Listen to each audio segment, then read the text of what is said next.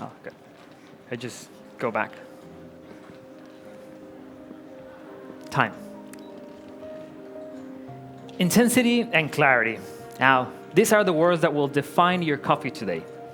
Now, the meaning of intensity is the strength of tactile and taste attributes that you will find in the cup, while clarity is basically the purity of flavors, allowing us to identify individual notes in the cup. Now, today, you will be tasting a spectacular coffee from Guatemala. This coffee comes from Finca El Injerto in Huehuetenango. It's located at 50 meters above sea level, and this lot, it's called Los Pinos, a G1 specifically. And this was produced by Don Arturo Aguirre and his family. This is a geisha varietal, and it's 100% wash process coffee. Now this coffee, the fermentation was in a cold environment in between 10 to 15 degrees Celsius, allowing to enhance the clarity of aromatics and the acidity of the coffee. Now this coffee, because it was amazing, I kept it vacuum sealed and frozen since October last year to maintain the intensity of the tasting notes intact. Okay?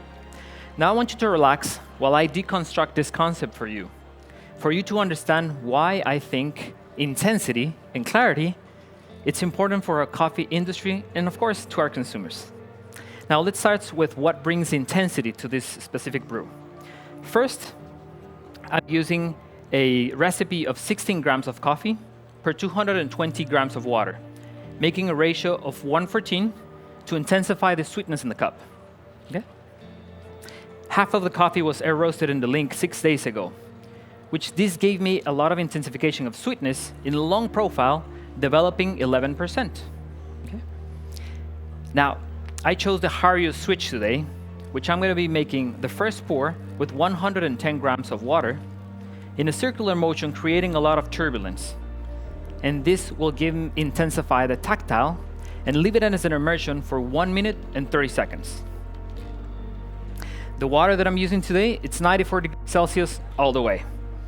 And I put some magnesium and silica to the water to intensify the creamy texture.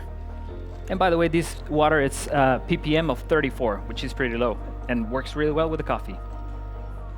Now that we've talked about the intensity, what brings intensity to this cup, let's talk about what brings clarity to this brew. First, the coffee grinder that I'm using is a conical burr grinder of 43 millimeter size. And I grind this coffee at 700 microns, which gave me a lot of cleanliness in the cup. Third, I'm using the Hario switch, as I told you before, but the ceramic material, which helps me to maintain the temperature, and this will help me to have a brighter acidity in the brew. Okay. Now the second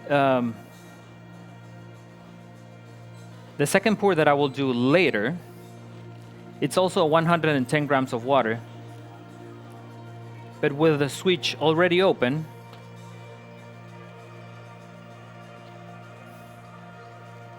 in a circular motion and finishing up on the edges, creating a flat bed,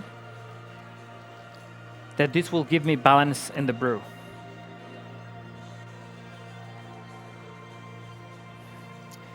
I'm also using a filter of 25 microns that will give me cleanness in the cup and also clarity. Now, the other half of the coffee was roasted in a stronghold 6 days ago as well, but this was with 15% development. Now, but we use a lot of halogen heat here that definitely give me a lot of clarity on the floral notes that the coffee has.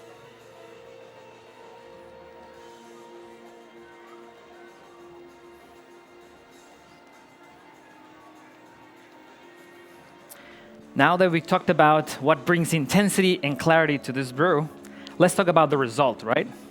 Now, the result is going to be amazing. I'm using the Cyclone servers here, which are the small version. It has a cone shape on the bottom, which when I release the coffee, it drips and it loses less volatiles, creating a lot of clarity on the aromas, and also will intensify the flavors together with the aromatics.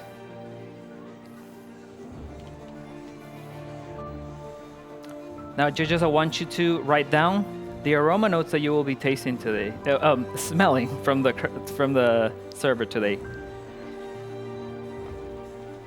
You will have a high intensity of jasmine, a medium intensity of brown sugar,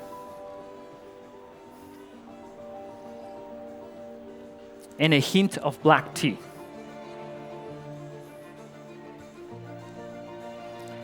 Now I want you to please write down the flavor notes. You'll have in hot and warm, a medium-high intensity of jasmine, a medium intensity of black currant and also plum. And when it cools down, you'll have a medium intensity of jasmine and grapes.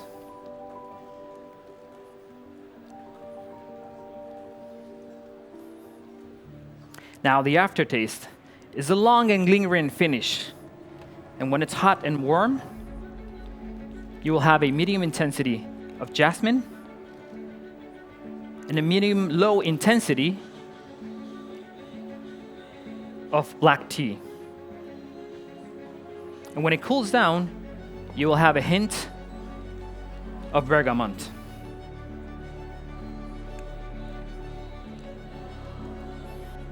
Now the acidity. The acidity is wonderful, and it will be medium intensity during all hot and warm. And it's going to be malic. And when it cools down, the malic acidity with the medium intensity is still there, but you will also have a medium-low citric. Okay? Okay. Now the sweetness. The sweetness is incredible, and it's medium all the way, but hot and warm, it will be fruity. And when it cools down, still the fruity is there, but also you'll have brown sugar.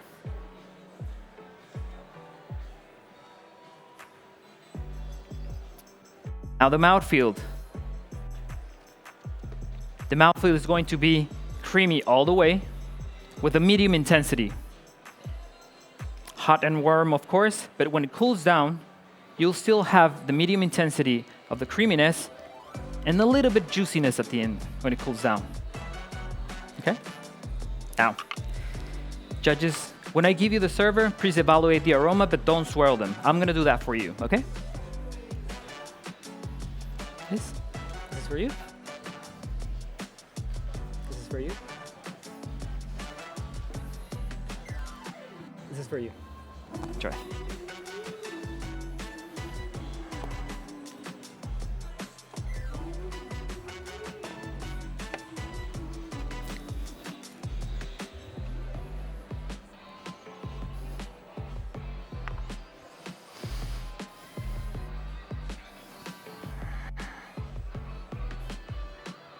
You good? Okay, now the cups. The cups that I'm using today are the origami Pinot flavor bowls. Now, these cups, I use them for two reasons. May I? Okay. The first one is intensifies tactile. May I? Yeah. The second one, it gives me clarity on the floral notes and in all the coffee, the notes that I gave you before. May I? Okay. Now, after almost 20 years in coffee, it's been important for us to make a journey into specialty coffee easier and more accessible for new consumers.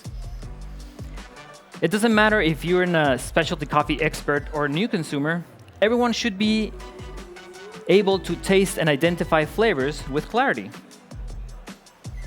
A cup of coffee should have intense and well-defined attributes that will make easier and more enjoyable to drink coffee. So please, let's try to enjoy and share the new ways to bring intensity and quality into specialty coffee experiences. So, this is for you. This is for you. This is for you. Thank you, and time. Oh, sorry. And that was Raul representing Guatemala.